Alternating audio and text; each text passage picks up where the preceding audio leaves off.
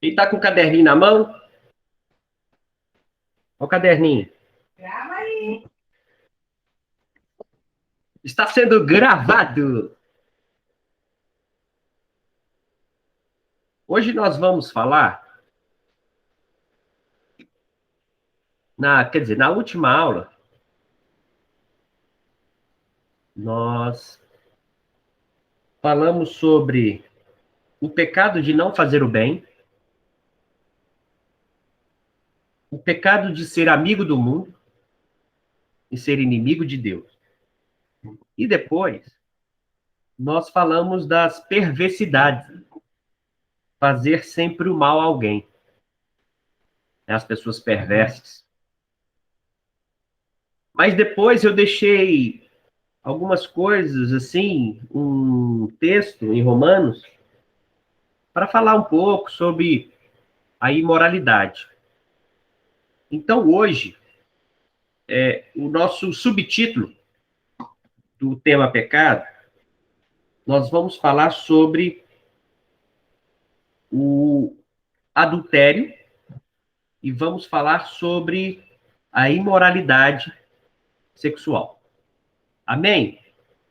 Todos estão comigo? Sim. Sim. Amém. Então, eu vou pedir para a Rô, nossa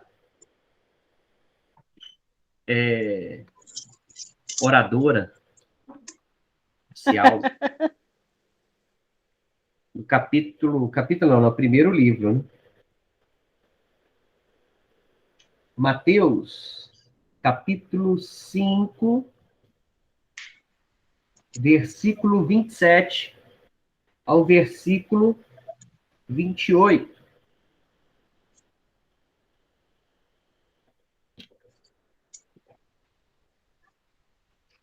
Mateus 5, para ler?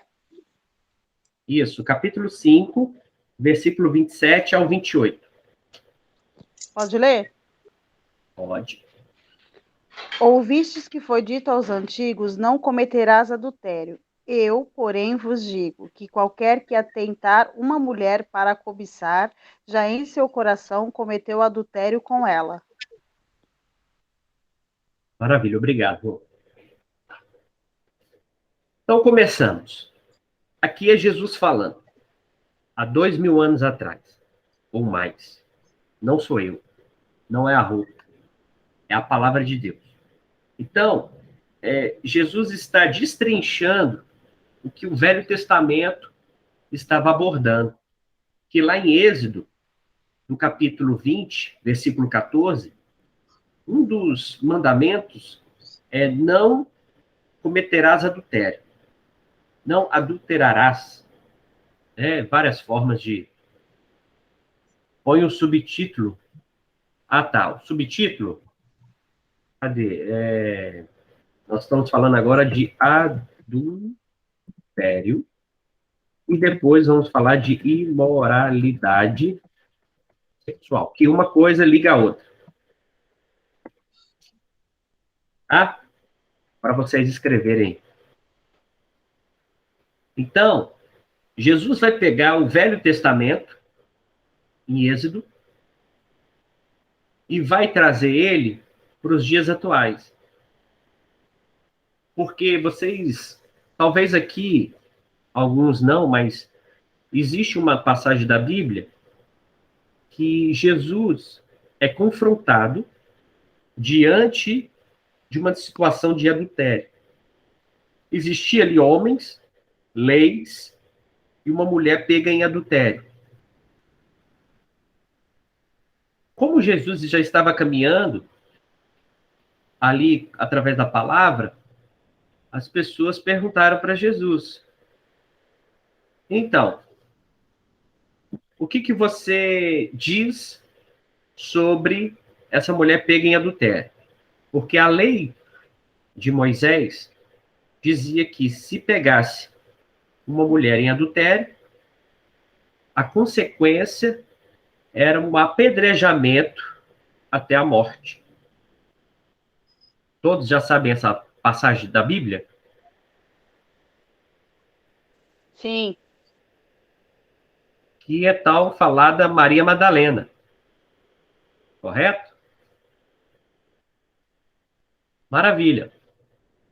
Mas Jesus vai responder sabiamente que ele daria a pedra dele para aquele primeiro homem que não tivesse pecado. E aí deixa as pessoas, aqueles homens, de mãos à banana. E Jesus fala com ela sobre a questão de julgá-la. Porque naquele momento, só Jesus podia julgar. Porque ele é santo, sem pecado. Mas ele não o julgou. Só que a partir daí, Jesus vem mostrando que ele dá um up no testamento, nos 10 mandamentos. Se agora, além de eu não ser pego em adultério, se eu olhar, desejar no meu coração outra pessoa, eu já estou cometendo adultério. Então está mais intenso na questão de pecar.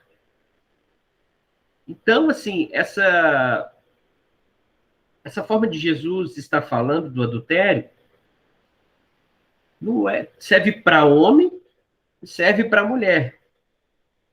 Mas não é só o desejo sexual, entende? Desejo de traição. Não é isso. É muito mais além. Quando eu desejo, eu dar um exemplo. Quando eu desejo algo sobre uma mulher, por exemplo, eu gostaria que a minha esposa fosse assim, igual essa mulher.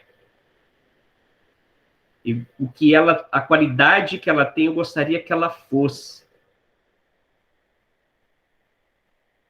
É o meu desejo sobre aquela pessoa, ao contrário daquela que está comigo. Então, por que eu estou falando isso? Porque o adultério é uma prática oposta da vontade de Deus. Significa quebrar um voto que é feito durante um casamento. Isso gera infidelidade. Então, quando eu desejo algo naquela pessoa que aquela que está comigo não tem, eu já estou cometendo adultério. Vocês já pensaram nisso? Sim, Sim. Então, Jesus, ele vai afiar mais ainda sobre essa questão da infidelidade. Porque ele mesmo não divide o seu reino com ninguém. Quando eu estou em cima do muro, eu estou em pecado. Porque eu não decidi para quem vai ser a minha fidelidade. Então, eu estou sendo infiel àquilo que eu propus em ser. Vamos falar assim. Por exemplo, eu quero ser fiel a Deus, mas eu continuo querendo viver a obra que o mundo me oferece. Vamos falar assim, as coisas que o mundo me oferece. Então, eu estou cometendo, entre aspas, né, vamos falar assim, uma infidelidade com Deus.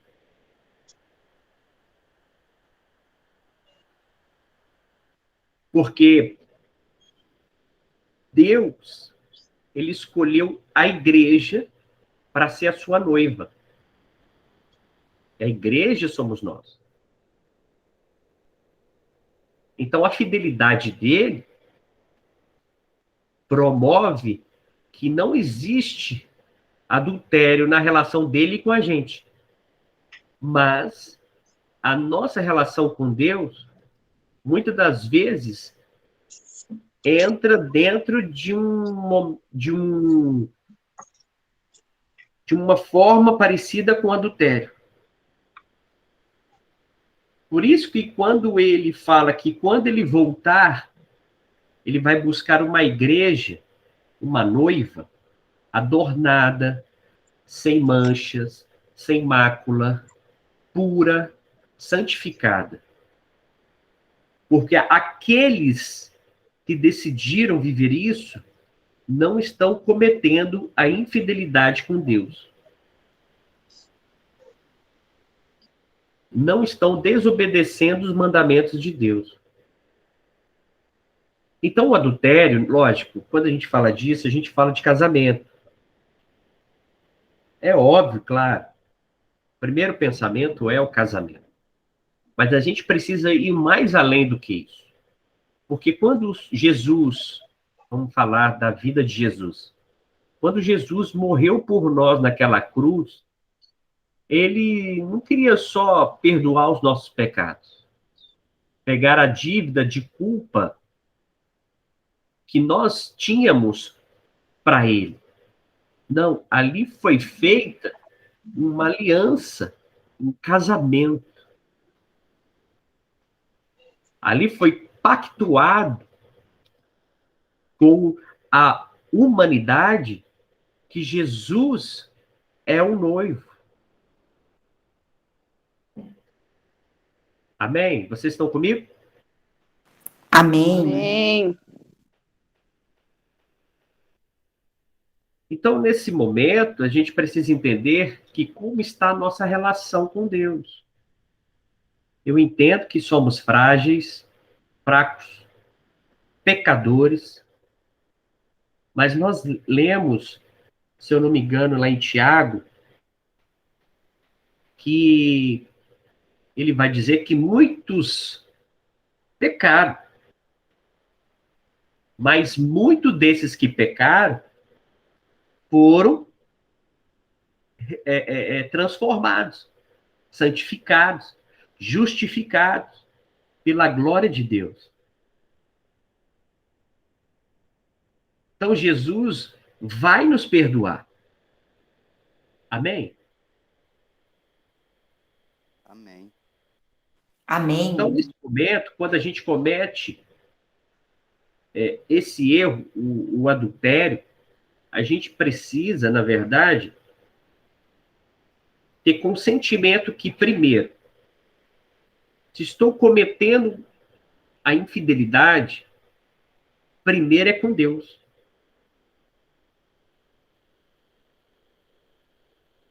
Porque existe até casais, hoje em dia, que relacionamentos, né, vamos falar assim, relacionamento muito aberto, né, que dizem que é atual, mas não tem nada de atual. Isso tem a ver com a imoralidade, que vivem entre eles,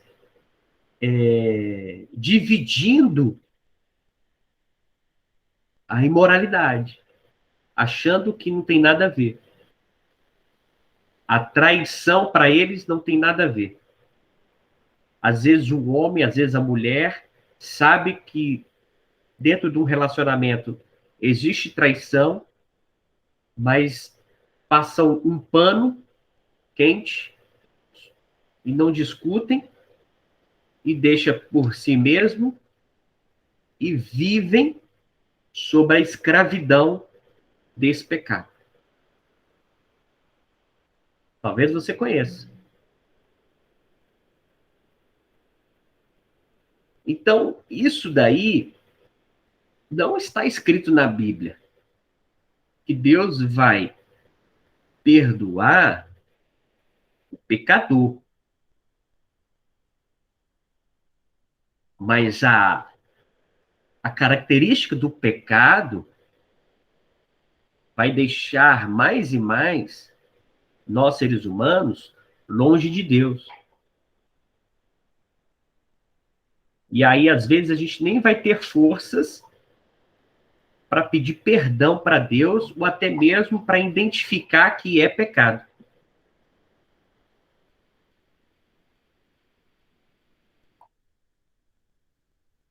Eu não sei você, mas você já sentiu quando você faz algo errado? Alguma coisa dentro de você te incomoda? Sim, Sim, Sim ou não? sim, sim, Sim. Você sabe que é errado. E aí, naquele exato momento, eu estou falando, por que exato momento?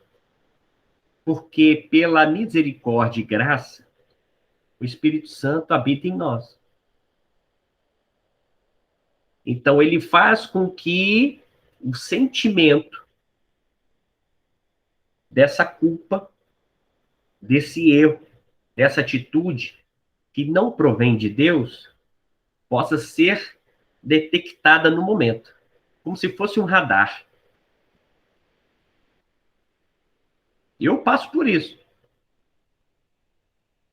E aí eu sei que o Espírito Santo de Deus habita em mim, porque ele me alertou para que eu não ache normal aquela atitude, aquela situação.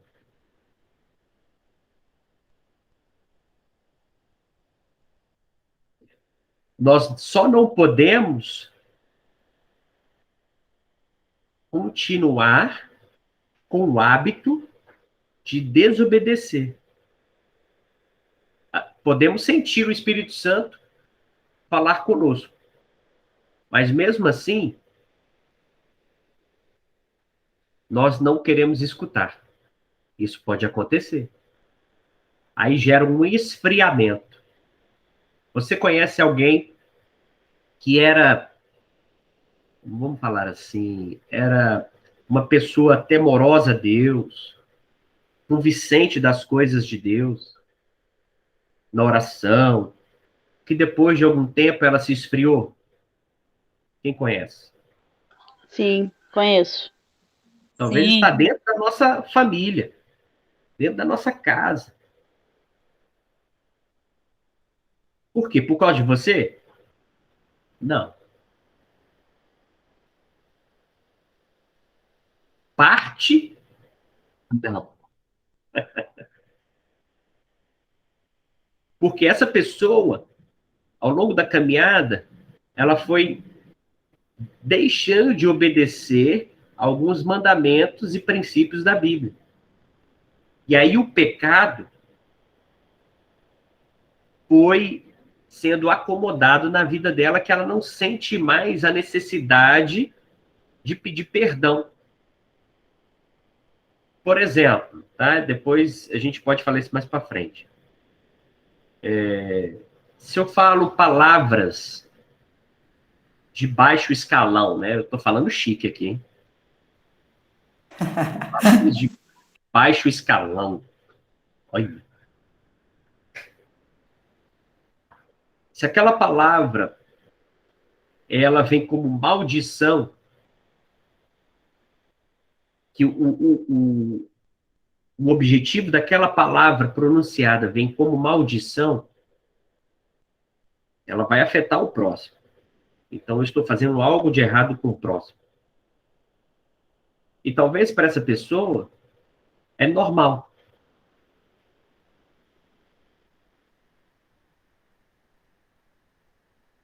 E se alguém que está próximo dessa pessoa ou convive com essa pessoa e vê que essa é uma atitude errada e de alguma forma não fala, estou falando que tem alguém que tem intimidade, tá? E não fala, ele está concordando com a atitude que aquela pessoa está fazendo. Então, ele também está pecando. Por isso que, primeiro, a gente precisa olhar, como Jesus fala, a trave dos nossos olhos, antes de olhar para o próximo. Que muitas das coisas que nós olhamos para as pessoas e talvez julgamos, nós estamos fazendo o mesmo. Então, Jesus, nessa conversa com Maria Madalena, ele diz para ela que não tem ninguém ali para julgar ela.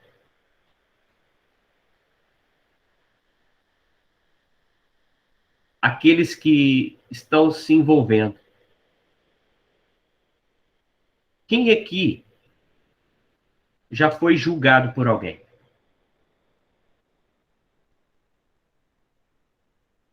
Kleber e mais? Eu. Rosângela. Quem mais? Só o Kleber, Rosângela, Mônica, Amanda. Quem mais?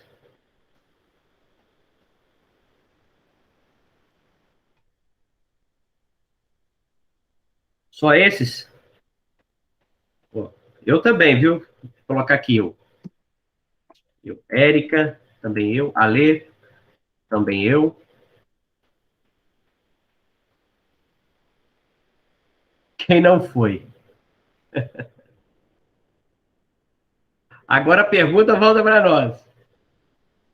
Você já julgou alguém? Sim. Eu já respondi.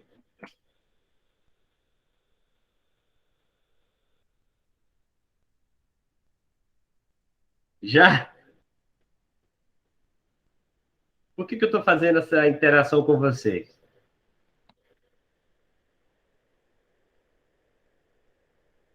Porque a própria palavra fala que na medida que nós julgarmos, seremos julgados por Deus.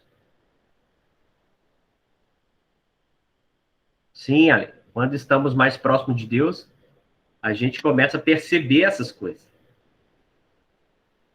Aí tem pessoas que estão no nosso meio, que nós olhamos, as pessoas julgam as outras e não quer ser julgada pelas outras. Então, como a Amanda diz aqui, a questão da sensibilidade ao Espírito Santo nos faz inverter o jogo. De que quem quiser me julgar, pode me julgar. Mas a última palavra vem de Deus. Porque Ele é que me justifica. Se eu estou certo, se eu estou errado. Se eu estiver errado, a quem está me julgando, eu tenho que prontamente me desculpar ou pedir perdão. Se eu estou certo, eu não preciso pedir perdão, mas sim pedir para que Deus justifique por mim. Essa é a nossa mentalidade. Exatamente. Hoje, Deus só será juiz, Monze, na condenação. Hoje, Cristo é advogado. Ele não É isso que eu quis dizer, é que ele nos justifica, é isso que eu quis dizer. Mas eu falei juiz, mas é diferente de justificar, né? Juiz, ele dá a palavra final. Sentença. Verdade. Essa sentença será com cada um individualmente. Ele advoga a nossa causa. Igual você contratar um advogado. Vai falar para ele, ó, eu não tive culpa nisso. Então, me ajuda aqui. Ó, eu tive culpa. Qual será a minha consequência? Tenta aliviar pro meu lado, mas eu sei que eu errei. Eu tenho que pagar a consequência. Exatamente. A gente não precisa perder as nossas forças provando algo para alguém. Deus vai provar isso. Ele vai manifestar através da obra dele. Então, sobre o adultério, tem uma coisa muito interessante. No livro de Mateus, mesmo que eu coloquei aqui, peraí, deixa eu ver aqui, Mateus 5:32. Quem pode ler? Mateus 5:32.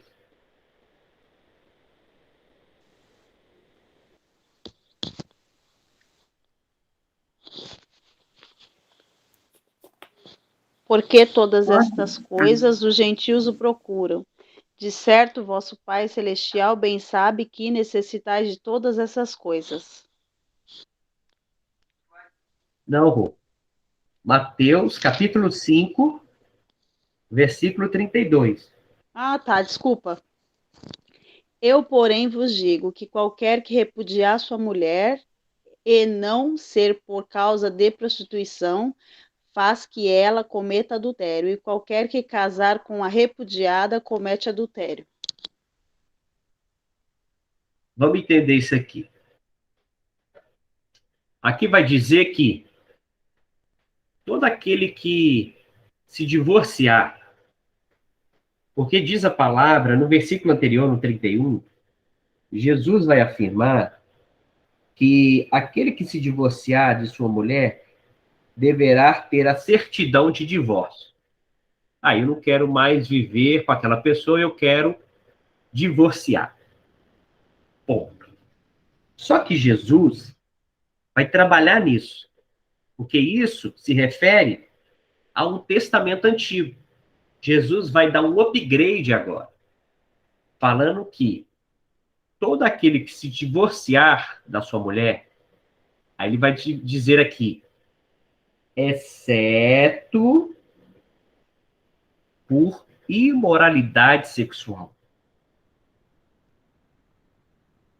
Vocês estão comigo? Sim. Amém. Então, ótimo. Então, Jesus, ele vai dizer que eu posso ter a carta de divórcio, mas por causa de uma exceção.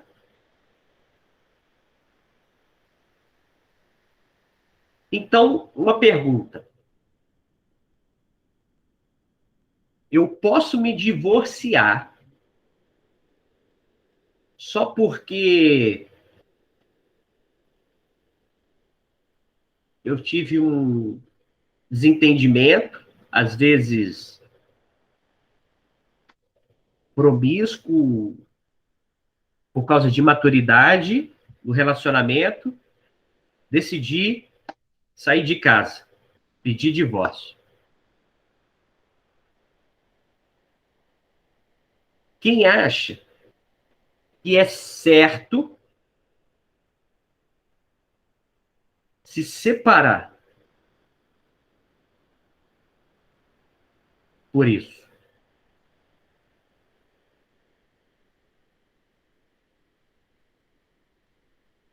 Não é certo. Então, o que Jesus está falando? Para que, quando ele une duas pessoas, nós precisamos brigar pelo relacionamento junto com ele. Se acaso estiver a imoralidade sexual, por exemplo, a traição, o adultério, a perversão,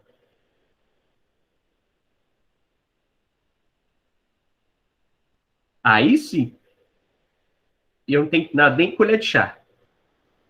Mas, por um outro motivo, Jesus vai falar que eu preciso brigar pelo meu relacionamento.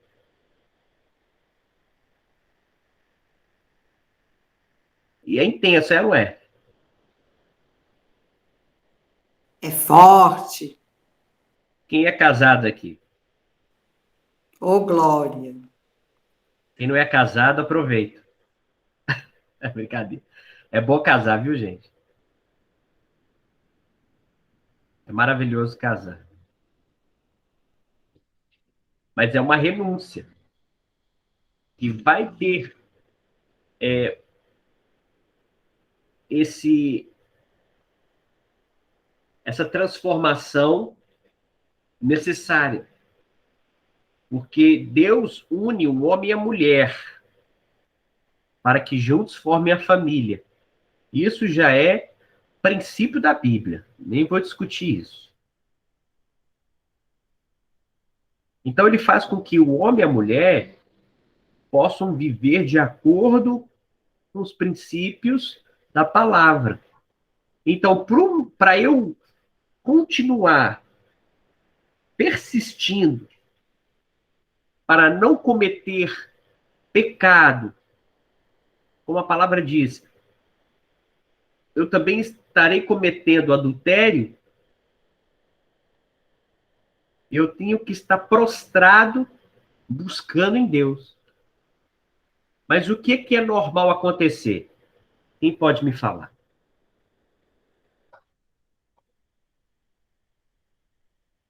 Não entendi a pergunta.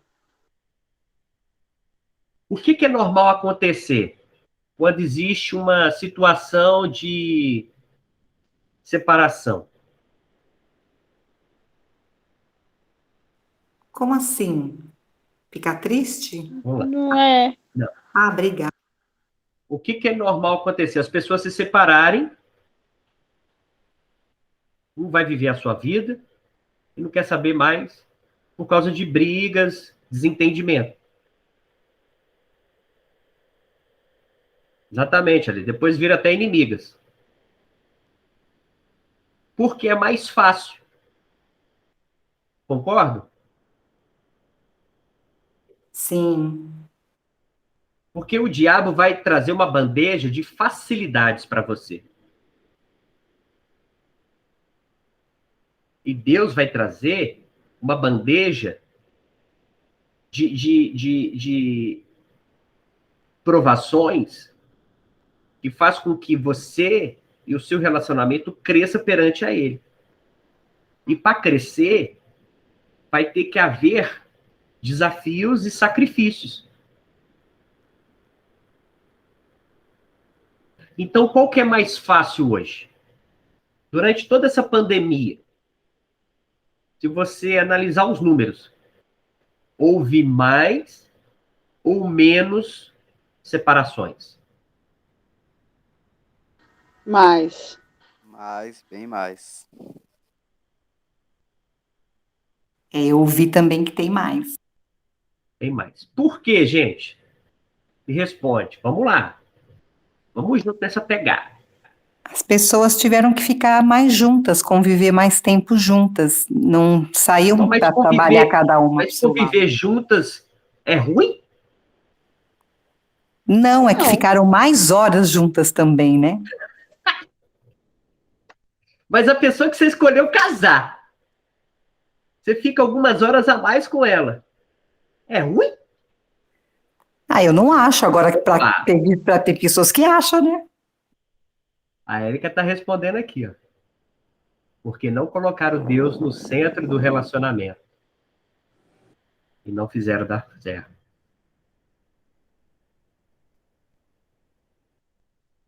Então, quando existe uma desunião por qualquer motivo que não seja a imoralidade sexual,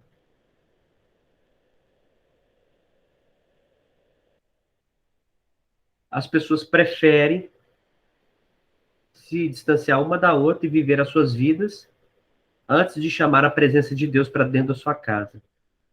Porque não houve, desde o início, a vontade de colocar Deus naquele relacionamento.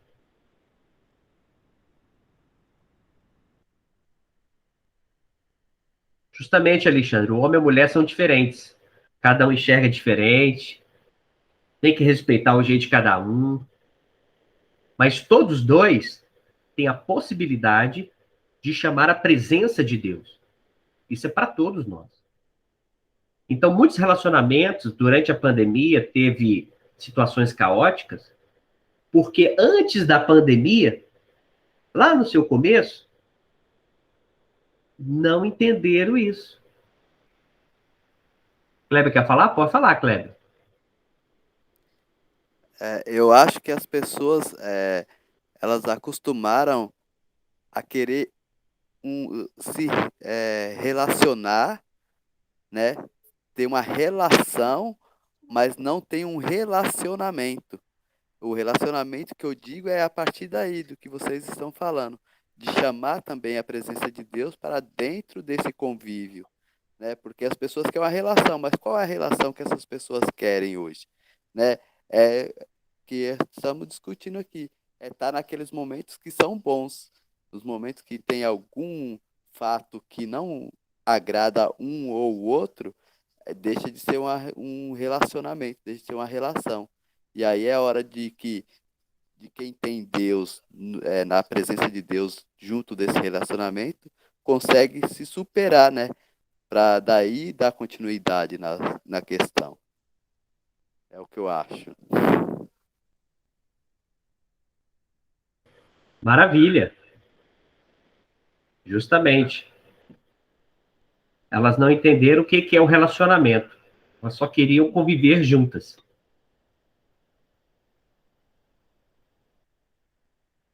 E quem conhece aqui pessoas que se juntaram sem ter uma união através da lei, através de Deus. Muitas pessoas se juntam e vão morar junto. E eu vou dar o meu exemplo. Antes de eu e a Amanda casar, a gente já estava querendo, na verdade, já estava vivendo junto.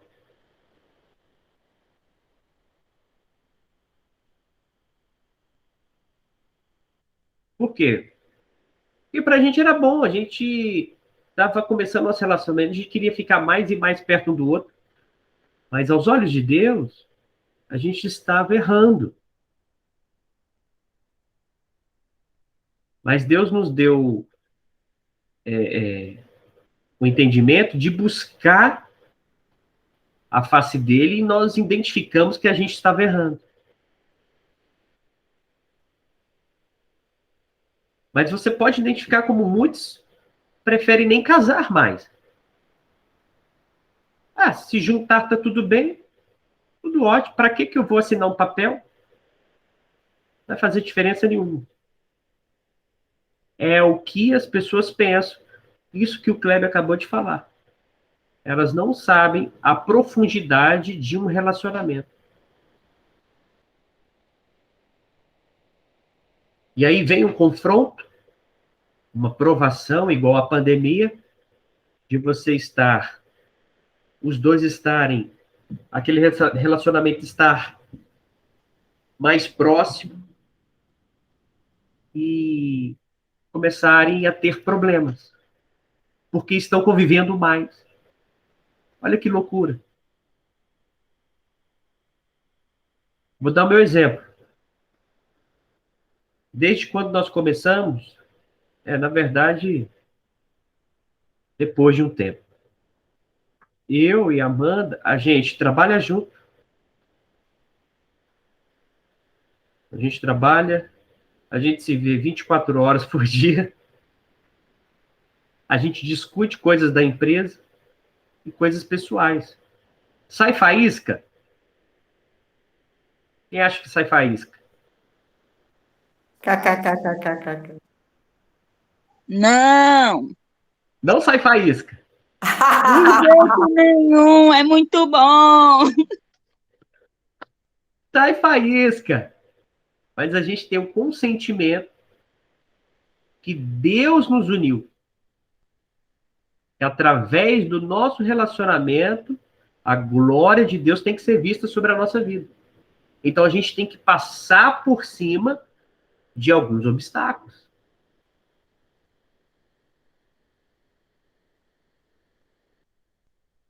Exatamente, aí, tá vendo? Eu tenho livramento de Deus todos os dias.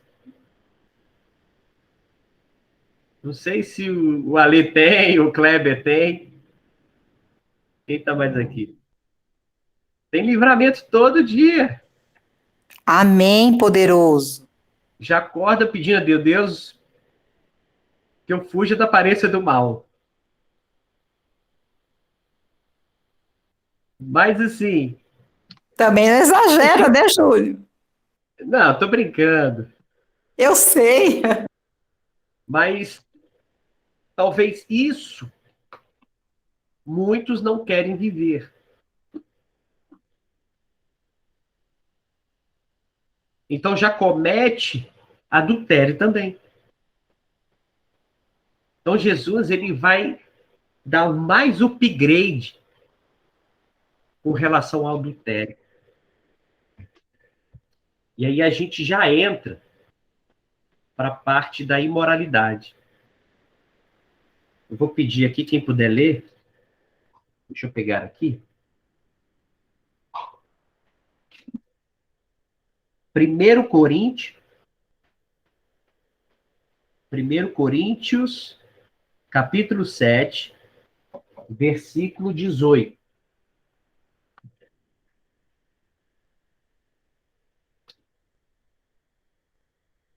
Se não der para finalizar a imoralidade sexual, a gente continua na próxima. Quem pode ler? 7:18? É, 7, 18.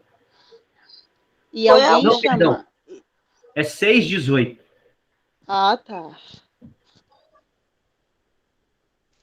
Fugir da prostituição, todo o pecado que o homem comete, e fora do corpo. Mas o que prostitui peca contra o seu próprio corpo.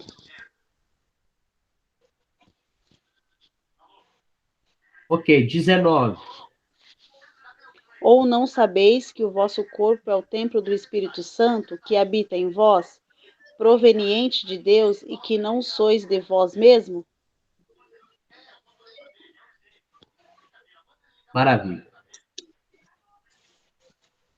Então, Jesus está falando aqui, através do Espírito Santo de Deus, com o apóstolo Paulo, para a igreja de Coríntios, ele está falando para a igreja. Olha só. Ele está falando que a imoralidade sexual, ela é um pecado que nós fazemos com o templo do Espírito Santo.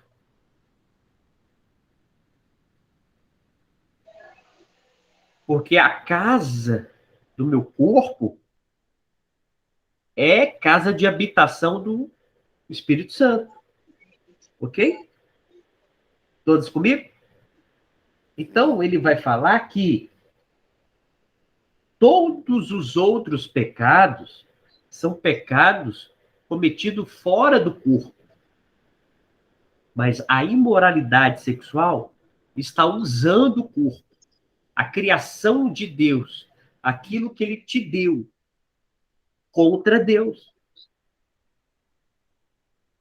Então, para Deus, a imoralidade sexual é um pecado a nível de escala muito alta. Porque aqui no versículo 20, ele vai abordar que nós fomos comprados por um alto preço. E quem nos comprou? Quem pode me responder? Jesus? Jesus. Quem mais acha que é Jesus? Eu. Gente, às vezes eu faço umas perguntas e talvez você fale assim, é pergunta de criança. Não é, queridos. Talvez as pessoas não sabem nem ainda o significado, por que Jesus morreu na cruz. Então, Jesus que pagou esse preço, foi lá e pagou com o sangue dele. Não foi em moeda, não foi em nota promissória, não foi com cheque do reino de Deus. Não foi com nada disso. Ok, ele morreu por nós na cruz para que nos livrasse da dívida do pecado. A humanidade peca. Então, quando Deus olhou para o mundo e não viu um santo sequer, ele teve que mandar o teu filho, através de Jesus, que nasceu de Maria, virgem, sem pecado. Então foi uma concepção de nascimento sem uma concepção natural entre homem e mulher. Maria teve Jesus sem relação sexual.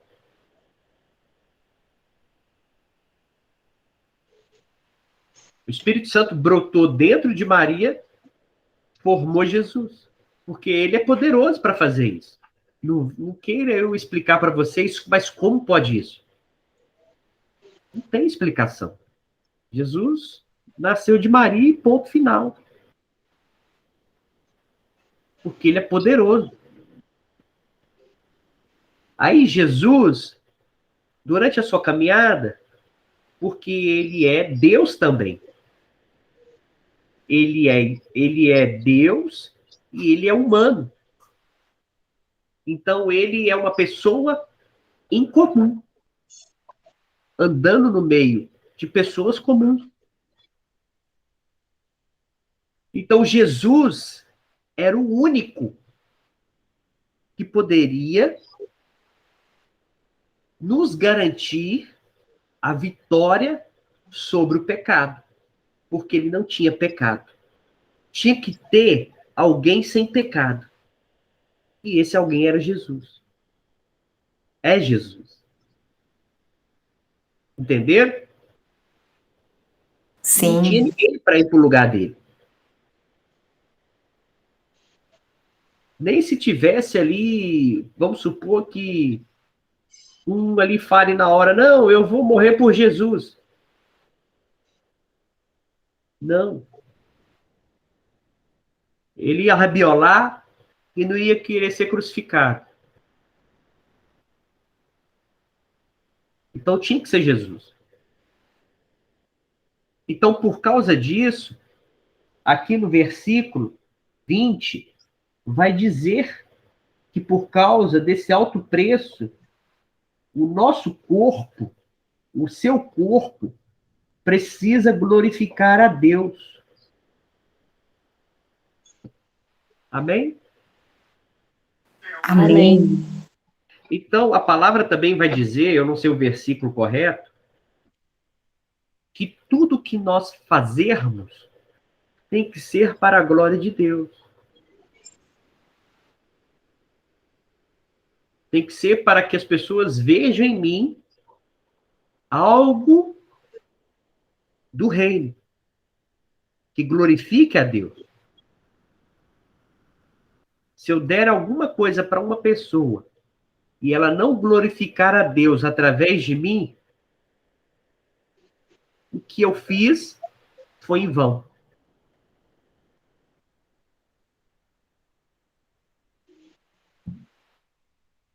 Porque as pessoas precisam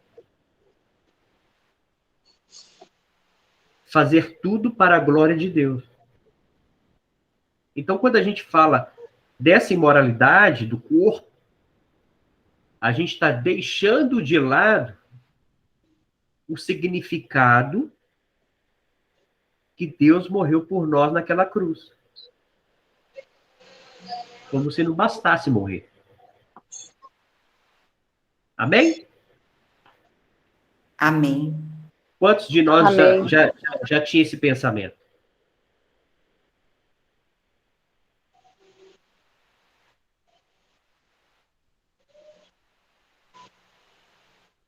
Então, bora lá. Espera aí.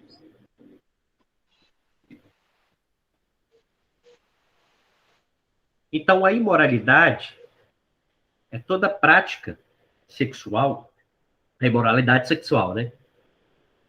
É toda prática sexual fora dos padrões de Deus estabelecidos por ele. Então, quando a gente fala de sexo, né, a gente tem que pensar que o sexo não é uma coisa imoral. O sexo só se torna imoral quando não está no entendimento de Deus. O sexo se torna imoral quando é adultério, quando é cobiçado, quando é prostituído, quando é violentado, quando é fora do casamento, quando é feito através da homossexualidade. Então, a imoralidade sexual não é brincadeira.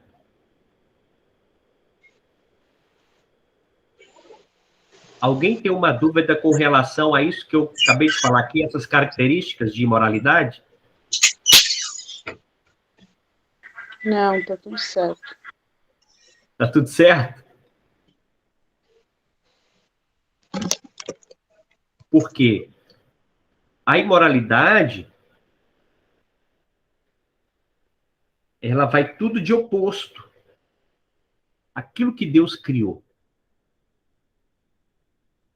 Quando Eva e Adão passeavam no jardim, não existia imoralidade sexual. Mas quando Eva e Adão desobedeceram a Deus e deu ouvido à serpente, olha só que interessante. Quem acha que no jardim do Éden tinha só uma serpente?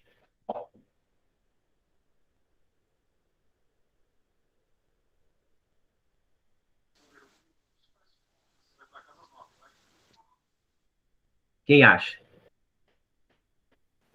Não acho, só. A Mônica acha que tinha mais. Pelo menos duas. Não é isso. Não, é isso que eu estou perguntando. Porque Ah, é eu só quero sobre a mostrar para vocês serpente. Você uma está coisa. perguntando só sobre a serpente, é isso? E cobra, cobrinha, Não, entendi, serpente. entendi. Entendi.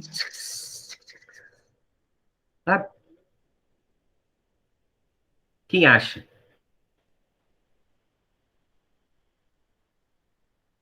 Ninguém acha. Então tá bom. A Rô acha que tinha mais. Tinha uma galerinha. A palavra vai dizer que Deus criou os animais e os répteis. Então, para Eva conversar com uma serpente seria normal, Jesus. porque ela não tinha medo da serpente. Porque a serpente, no convívio, nenhum animal rastejante, selvagem, era maior do que aquilo que Deus criou, que era Adão e Eva também, que era a imagem e semelhança. Eles tinham poder sobre os animais. Então, os animais não faziam mal a eles. Então, passava uma jiboia na frente da Eva. Bom dia, jiboia. Passava o jacaré. Ô, jacaré, vou escovar dente. Beleza. Não tinha medo. Por isso que Eva achou normal e não ter medo de conversar com a serpente. Para a gente entender que não existia imoralidade, tipo, ela não conseguia ver nenhum engano, nenhum erro na criação de Deus. Mas a serpente, aquela serpente, era Satanás camuflado para que tirasse a bondade dentro da vida de Adão e de Eva. Depois que eles cometem pecado, eles olham um para o outro e já começa a ver a imoralidade. Já começa a colocar roupa. Roupa não, né? Porque não tinha roupa naquele dia lá. Pegar as folhas de bananeira, sei lá, se veste aí com esse negócio. Tava na selva. Só que os olhos começaram a perceber a imoralidade. Aí começa o que nós vemos hoje. Porque viemos de uma geração pecaminosa. Por isso que Jesus vai ser o novo Adão, para nos dar refrigério sobre o pecado que nos condenava. Por isso que quando nós pecamos, nós podemos ser perdoados. Amém? Amém. Amém. Podemos pedir perdão a Deus. Ah, mas eu estou errando de novo. Amém. Peça perdão a Deus. Aí, para eu não cometer de novo, eu preciso ter estratégias sobre aquilo que eu estou errando para eu não fazer mais. E aí eu te digo, sozinho você vence o pecado? Sim ou não? Não. Não. E o que você acha que devemos fazer? Se sozinho a gente não vence o pecado. Chamar a presença de Deus, do Espírito Santo, para ele nos ajudar, né? Amém. Esse é o primeiro passo. E o segundo passo, quem poderia nos ajudar?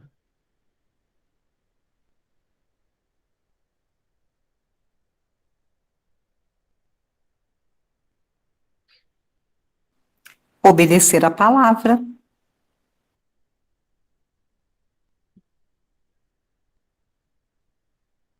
A mais aconselhamento.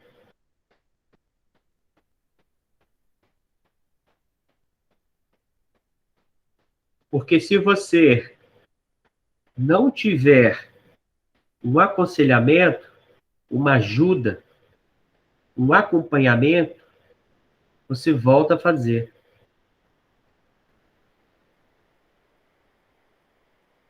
Porque às vezes nós acariciamos o pecado.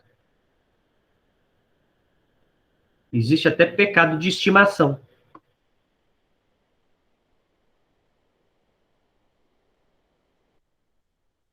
Então nós precisamos nos abrir, por exemplo, tá? Estou dando um exemplo. Para, talvez, a minha esposa, o meu marido, falar sobre aquela situação.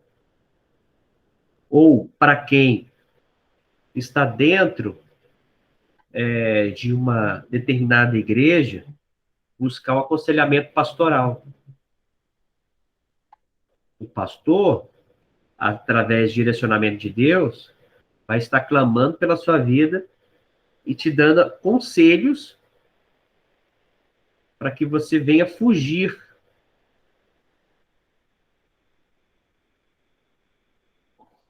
de tal situação. É fácil? Não. Por isso que tem que ter um acompanhamento. Alguém que você divida a sua situação. Isso é constrangedor? Sim, mas é uma das melhores formas para que eu me livra daquele determinado pecado.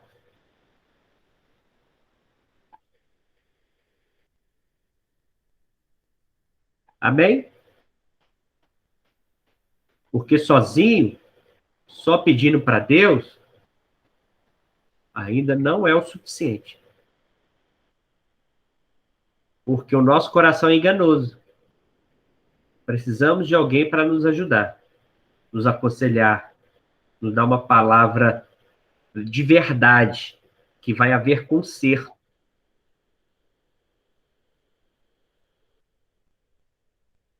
É como você corrigir o seu filho. Quem tem filho aqui, para que ele não venha errar naquela determinada situação. E o que você faz? Você aconselha, você corrige, você o acompanha. E é assim com a gente também. Não é diferente. Eu vou terminar por aqui. Quinta-feira tem mais. Tem 2 ou 3 aí acordados. Amém. Mas amém. Eu tô acordada. Tô acordada. Acordado? Ninguém tá vendo o jogo do Brasil, não, né? Não. Não, que jogo. Mas amém. Vocês receberam essa palavra aí? Amém. Esse estudo? Amém. Amém. Então a gente precisa aplicar isso. Todos nós. Quinta-feira vamos estar com outros tópicos. Mas se você tiver alguma dúvida, a sua dúvida também é de todos. E você fale aqui. Mas se tiver algo pessoal, estamos aí para ajudar. Temos um corpo pastoral que pode te auxiliar em uma determinada situação. Amém? Estou muito Amém. grato pela vida de vocês. Amém. Nós vamos finalizar com uma oração. Depois a gente tira a nossa foto. Ou tira a nossa foto antes? Quer tirar a foto antes? Peraí. Vamos tirar a foto então?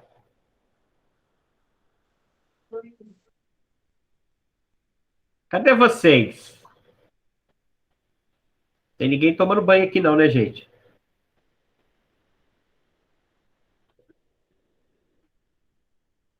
Peraí. Olha a Fernanda aí! Penteado novo. Oi, amiga. Você foi lá na cabeleireira que eu te recomendei? Não, cabeleireira sou eu mesmo. Então agora eu vou cortar cabelo aí. Vamos lá. No 3. 1, 2, 3. Sorria, meu bem. Beleza. Vamos testar lá, ver se deu.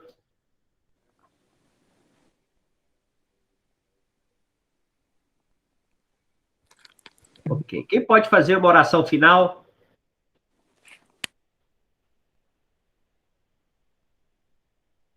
Kleber?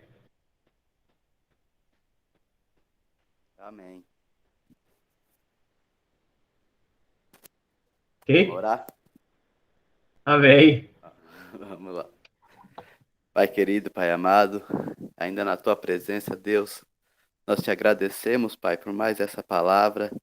Creio, Deus, que cada um aqui, Pai, tirou proveito dessa palavra de hoje e que temos nos fortalecido, Pai, porque a tua palavra tem nos ensinado a cada dia. Que a cada dia, Deus, nós possamos, Senhor, ter entendimento